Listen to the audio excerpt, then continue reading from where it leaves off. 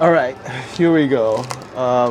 Unboxing of the Sherman S. Actually, the Sherman S is behind me. This is just the battery pack, but let's open it up first. Oh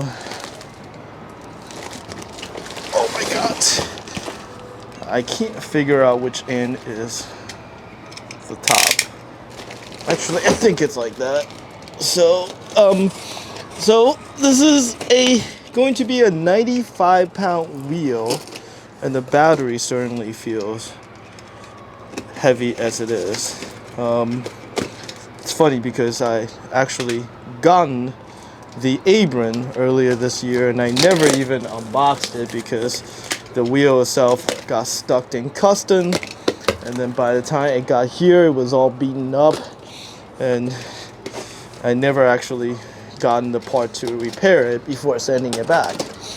So this is going to be the first of the veteran unboxing that I did ever since the original Sherman. So it's pretty well packaged. So the other thing we're going to figure out is how well constructed the Sherman S will be, because I'm going to have to install the battery pack as part of the unboxing. So here are the outer shells, which also contain the battery pack. So Veteran has taken this interesting design approach by integrating the battery pack into the outer shells of the wheels, so that not quite modular, but it's pretty well packaged.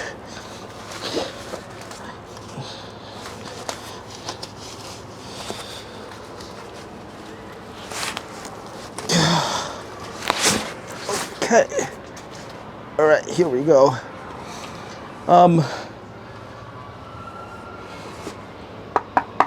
So this is magnesium instead of the typical plastic we see from our friend Bagot, and the pedals are actually attached to it. This is a interesting change because in the past the pedals are always attached to the hanger, and which is then directly anchored to the wheel hub, the wheel axle, I mean.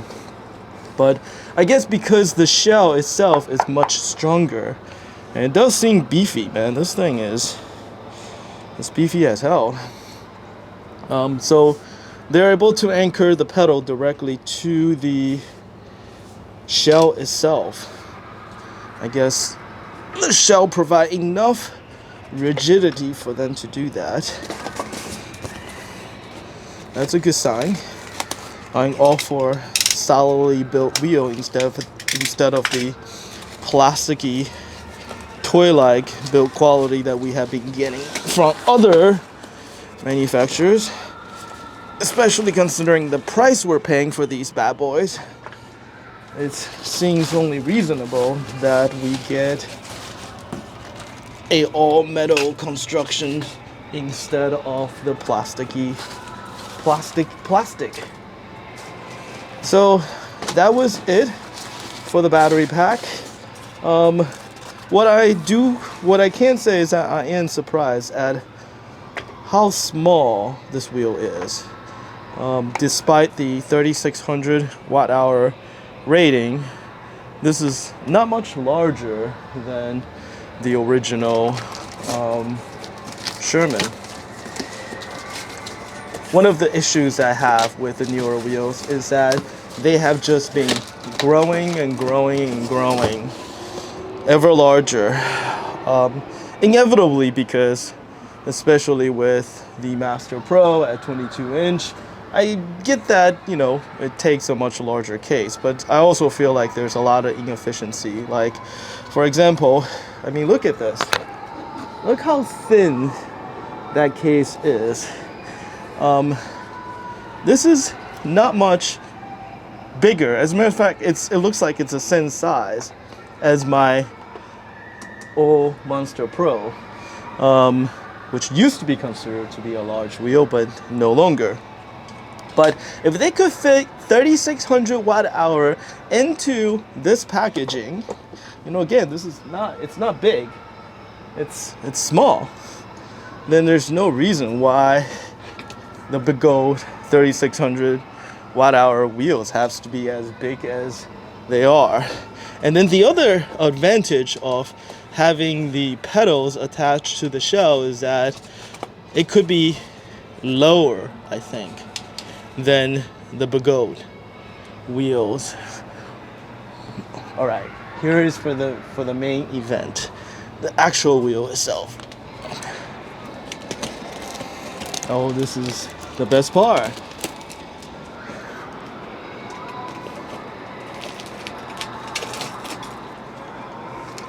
Now, if you hear a lot of background music, is because it's Halloween and there's a lot of partying already happening. I see these pads, which I would promptly dispose of because I have no need for them. All right, here we go. Wow. First impression of the shocks is that they are mighty robust. Look at this. This is much more substantial looking compared to the other piston style shock I have seen in the past from V11 or even from the newer Beggo wheels. I have heard complain that the handles are made out of plastic instead of thin magnesium. It actually doesn't bother me too much.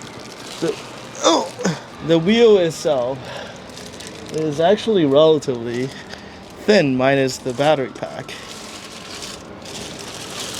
All right, so our first look how beefy this shock assembly is. Man, this is quite something. That is the thickest piston ever. Okay, very well packed. I like that they wire tied the wheel to make sure that it doesn't spin. Doesn't feel very tall. Actually, it is. Now that I have a better look at it. All right, let me. Oh, how do I park this thing? Oh. All right. The kickstand, I think, is actually attached to the shell. So that's the little tiny seat. It's kind of comical how small this is. And here is this the rear piece? No, this is the top piece. No, this is the kickstand. That's what it is.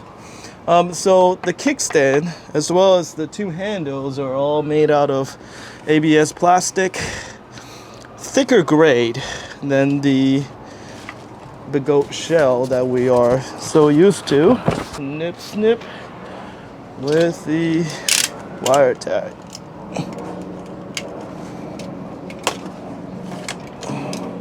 It's really well packed. Kudos to Lieberkin. They did a nice job packing this guy. Oh, I see now why they had to wire tie it, because this top piece is just only connected by wire. Oh, this is interesting. So let's see, the battery pack, and this is gonna take some assembly. All right, give me a second. I'm gonna clear out some of the stuff and then figure out how to put this thing together. Oh, there's one last piece. I'm not sure what this is. So at first I thought this is, I don't know. This is not the seat. So what is this? Very well packed. Box inside of foam. Oh, this is the extra. Oh, this is an extra pair shock. So you can swap these. So I see they included the alternate stiffer shock. Man, again, these things are substantial. Like much thicker and beefier than anything else I've ever seen before. So very promising. Alright, so just giving you a close-up look. Feels very substantial. Definitely. I don't know if this is a white or a red. It's, I guess, decently reinforced. The original Sherman has some issues with bend rims. Hopefully this is not an issue. The valve look more accessible. That's always good. So these are the clamp that keeps the shock in place. I think all I needed to do is unscrew these, and then I can swap the heavier duty shocks in. So that's not too bad. What I need to find now is how to plug the power wire in. I think more than likely I will have to open up the top. So I'm gonna poke around some more. But this is the metal pen underneath, which Bago also has gone with this design. With their master design, there's also a metal pen. But this feels more substantial and better built so far. There's another plug for the light unit, which means that you can swap in a different light if you like and just plug it in. That's a good feature. Same thing with the rear. The rear light is kind of unsubstantial. This is like a double pair of rear laser. It's not very bright, but again, since it's a plug, that means you should be able to find an alternate unit and replace this if you like. Man, everything about this thing is just really beefy. Very happy so far with how everything is assembled. A lot of metal pieces. That clip is metal. Takes a lot of force. Probably a smart idea. So this is a pretty radical, I guess, departure from the design of the past. In the past, there's usually an L-shaped hanger and a direct mechanical connection between the axle of the wheel and the pedals itself, which is holding your weight. So with the suspension system, that connection still exists, but we have seen several iterations of how manufacturers make that connections. Usually there is usually the shock is integrated into the pedal clip itself. So the Sherman, this is actually the furthest from that. For like, as in the connection is like through multiple linkage. So the shell sits on this, and then the shell is transferring all the load from the pedals to this clip and then holding on. I guess the biggest difference is that like this shell itself has to be strong enough to withstand whatever torquing, whatever power transfer between the rider's weight and this shock piece. So it's a very different design. It doesn't rely, because for everyone else, they usually have a very thick, substantial clip that all the weight is going on, and that heavy duty metal piece is transferring the weight. This is like using the shell itself to transfer the weight. Pretty different design philosophy. I used to ride a Vespa, and the thing that's really different about Vespa is that all other scooters, including motorcycle, all other, I guess, motorcycle or scooter, whatever, has an underlying structural framing, tubular usually. It's like, like the triangle frame that you see on a bicycle, and that's like the structure for the bike itself, and everything is bolted onto it. And the thing that's very different about a Vespa is that a Vespa is basically, it's a structural shell system. So the shell of the Vespa, like including that leg fender piece, altogether is the structure. It's like this U-shaped structure, and it provides the rigidity. It provides a container to all the components and everything. And essentially, the Sherman S follows that idea, and it also utilizes the shell as its primary structural support, and everything is just bolted onto the shell. Versus in the past, with Begode wheels and with, I think the S22 is like that also. Let me think about that. I think there's a slider. Yeah, I think the main sliding component, the main, pedal still rests on has a more direct connection. I'll have to do a little bit more research, I think, but still. So that's it. So just have to remove this, slipping a new shock, and then we have the heavier duty thing. So far this part is pretty straightforward.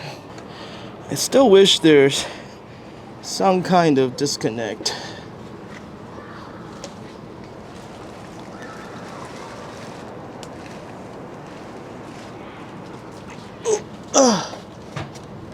Okay.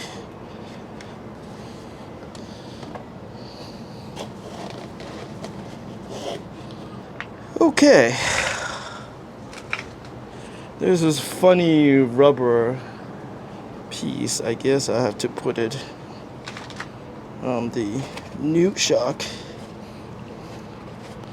I'm guessing that this actually is supposed to sit between the controller and the shock. So this is a very different kind of connection than I think we're used to seeing with all the other suspension design. Most other companies have less reliance. Most other companies usually have something heavy duty that both hold onto the shock itself, acting as the main sliding mechanism, and connect to the pedals, because the weight transferring from the pedals to the main shock unit is crucial. You don't want too much play, but you want that joint to be solid. There's a lot of weight involved. There's a lot of movement.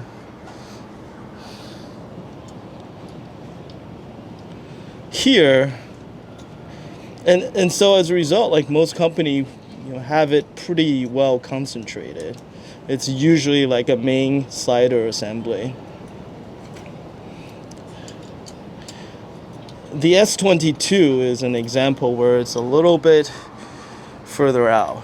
I think there is the main slider, the two battery compartment, then the pedals mounted to the battery compartment.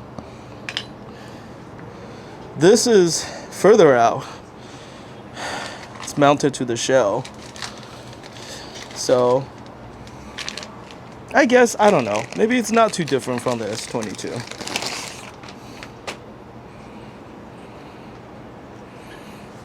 But man, this shock is, I can see why this will work a lot better.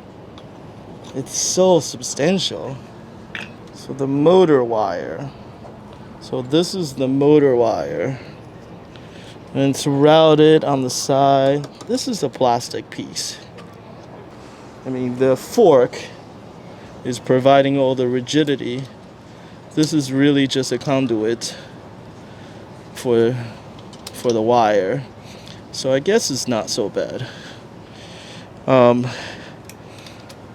But what this means that whatever holds this together has to be super strong, and in this case it's the main compartment. So it's enough metal in there to keep it stiff, I think. Okay, all right, next step, I gotta figure out how to actually get the controller on it in the sequence of installation for the battery pack. So let me figure it out and I'll come back to you. Okay, I was kind of puzzled by this rubber piece. Feels like it's supposed to sit between either the controller and the shock, or between the battery pack and the shock. So I was trying to figure out which way, because this turns. I'm gonna put it on the battery side because I think, because the slot on the controller side there's an indent and it looks pretty tight. It doesn't look like anything goes in between. I may be wrong. I don't know. I may have to turn it around and see whether or not it fits. This is the problem of being the first to have a wheel, because if I wait to get a response from China, who knows how long that's going to take. I don't know. Second thought, I'm starting to think it should be facing the other way. Let me play with it a little bit more. Alright, this last screw at the end, it's difficult to get to.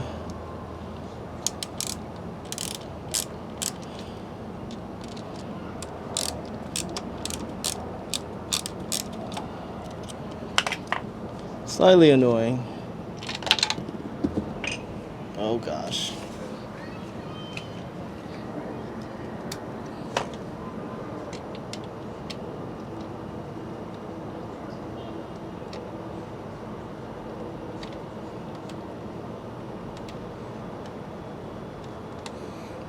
But at least they use thicker screws than the tiny machine screw that, for whatever reason, the goat seem to love.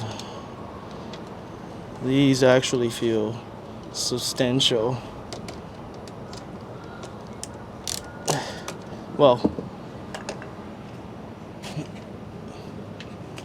not just feel substantial, but is actually substantial. The Gotway screws always strip very easily because of how small they are.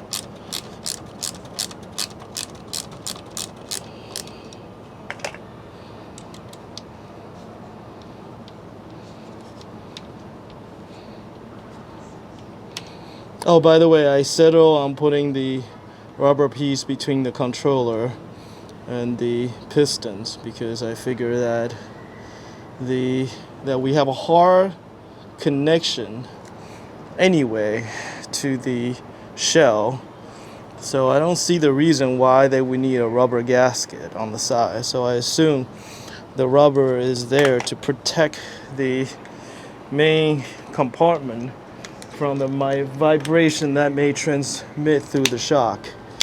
So, kind of not a great fit, but logically, I think it makes more sense to me that way. So I'm gonna keep it that way.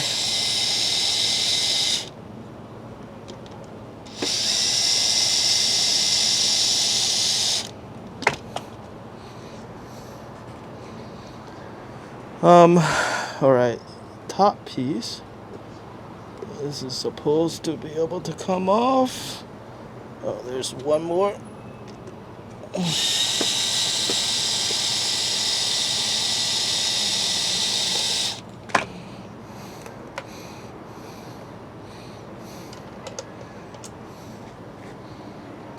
Is there anything in the front? There is. It's kind of a pain to do. I wish there was some kind of disconnect.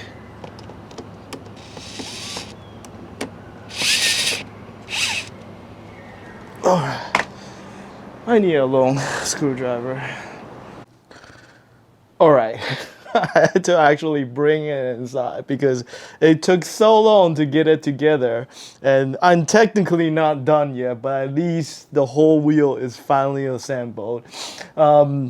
Just to give you some sense of what I have to go through. So what the two side of the wheel, which contains the battery pack, are separate panels, and the top controller is its own piece. So it's basically one, it's like a piece sandwiched between the two, with the suspension cylinder both like kind of floating in between. The suspension cylinder the suspension cylinder is bolted to the outside panel, and the outside panel is bolted to the controller unit. And I kept the rubber piece between the suspension and the actual controller unit. So basically, the battery side panel is holding onto the suspension rod, and it's providing most of the structure. There's this channel inside. It was really hard to get everything fitted together, so it took forever. Like there's this inner channel that this outer battery piece has to fit over. It was very finicky. Just took me hours to figure out what was not fitting together. I had to like take it apart and put it back together. I had to take it apart and put it back together multiple times just to get it together. Anyway, it was very tiring, and I had to actually break to eat something just to get my mind off of it. But I do have to say, to veterans' credit, this is the most robust and solidly built electric unicycle I have ever seen. Like the side panel, this is all metal, and not just like metal, but like thick, very thick and very like strong. Like there was, like it's made out of two pieces, but there was very little like give. Like now that this is assembled, like I'm not gonna toss it down a flight of stair, but you can probably toss it down a flight of stair, and this thing is not going to. It feels like it could take a tumble like no issue. Like previously, the Sherman really relied on the crash bar. Now, like basically the entire side panel is not just the protector, but the entire structure of the wheel. There is no flex, none whatsoever. The controller pan, it's this box basically underneath, is also very thick piece of metal as well.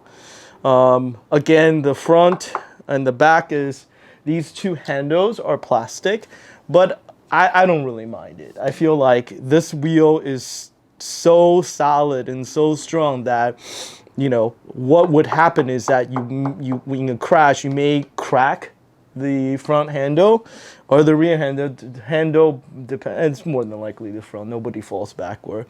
So you probably crack this piece, but you can, take out 2 screws. You can easily replace it. This is kind of sacrificial, but it's like strong. Like it's even stronger than the handle on the S22. It's not saying much. The S22 plastic handle is hollow, but this is, much thicker and much more substantial. I haven't gotten it connected together just yet because there are all these plugs. I don't have instructions from veteran. I don't want to hook the wrong plug up to the wrong thing. So I'm going to wait until I get official word before finally connecting everything together. But so far, the impression is very positive. This is very impressive. It's a really, really solid wheel. And I also like the fact that it's not huge. Like it's a little bit taller than the original Sherman. The body is the same size.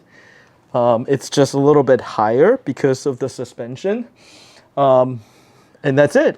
This is like just the same size as the original Sherman, except it's significantly more robust. I guess it's not a surprise because this is basically just a Sherman Max raised with a suspension added, but it definitely feels like they put a lot of thought into how this whole thing is assembled. Everything feels very purposeful. I hear some complaint about the front and the rear lights, but these are, again, I think, modular pieces. You can basically find anything that's of similar width, and then they're connected to the main controller via like a little plug-in, just like the old Sherman. So you can replace these if you want to. The only slight downside is, as you can see, I already scratch it at a few occasions because this guy was so heavy, just trying to maneuver it around to put it together. I couldn't help it but bump the floor a few times, and you can already see the white underneath the black paint. But I mean, that's a really, really that's barely not even a complaint. I don't know what you would do about it. But I mean, if you bought this wheel, you probably put some bumper on this just to protect the paint. But again, the wheel itself feels so solid, and I can't wait to try it. The piston, this suspension unit, it is also just insanely substantial. It's much thicker and much more just solid as compared to anything else I have seen. So I heard, from a few sources that this performs, out of all the suspension wheel, this performed the best. And after seeing it, not surprised. I do have to say that I was at first kind of not really that excited because after all, this is just a Sherman Max with suspension added, and the Sherman Max was already a little bit slower than the original Sherman, so I was always I like speed, I like lightness, and the Sherman Max feels a little bit heavy. But after seeing how well built this thing is, it's really nice. I gotta say, man, a lot of other, especially Bagoat wheels, the Masters and the Master Pros, when you open up those wheels, they're just kind of plasticky, chinky, and poorly built. And you try to ignore the fact that you pay, so much money for those wheels and get something that feels so chintzy. This, on the other hand, I mean, this feels like a really solid, just really well thought out things. Very impressive. Man, like it makes me want to get one now. Oh my gosh. All right. The wheel is from Jason. Shout out to Jason from eWheel. Thank you. This is really, I appreciate it. So, but I had to reach out to the guys from EV since they had one also, to see whether or not they can tell me how to hook this thing up. I assume there's two red and two black. I assume it's red to red and black to black. Here, I'm gonna just show you what this thing looked like. Let's see. You have to like take that. I think you have to remove the trolley handle to completely pull the top piece off. So I just kind of loosened it. So there's two red on the left, and there's two black on the right. And then out of the battery, you have a black, and then you have a red. So I was trying to figure out whether or not it matters if you hook the red up to the front or the back, but guys from EV actually told me that the batteries are in serial, so it shouldn't matter. So I'm gonna just hook it up. But there's still little niggles, like I don't know if you can kind of tell, like this wires from out of the box was a little bit stripped, look almost a little bit melty. I don't think, yeah, it's probably okay. It looks like it sit next to something hot for a little bit, but I don't see any copper, so I assume it should be okay. I hope so. Oh my gosh. Anyway, I'm gonna hook this up and then I'm gonna turn it on, and if I did everything right, it should be good. Okay, everything is connected. Moment of truth. Where is the power button? My gosh.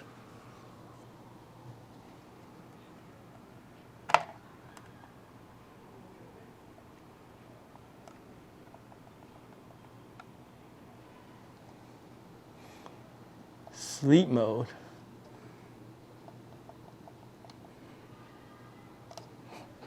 How do I disable sleep mode?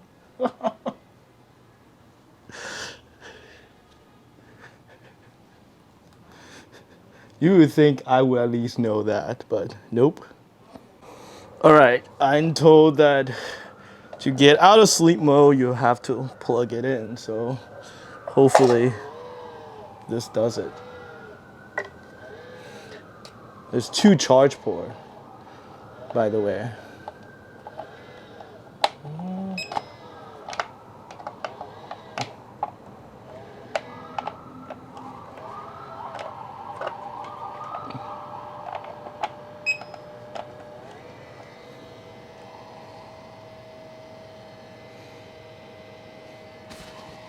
Okay, it's full. Can I turn it on like this? No, I can't turn it on when I, okay. So I unplug it.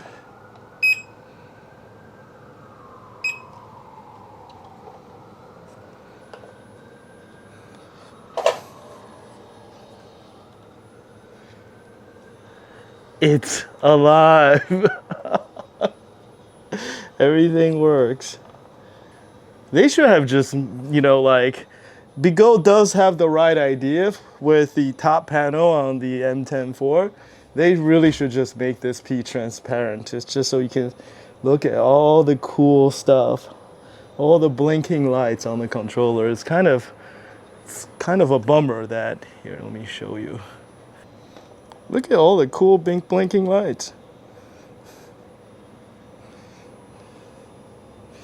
They should have just made the top piece like transparent, just so you can see it. Anyway, all right.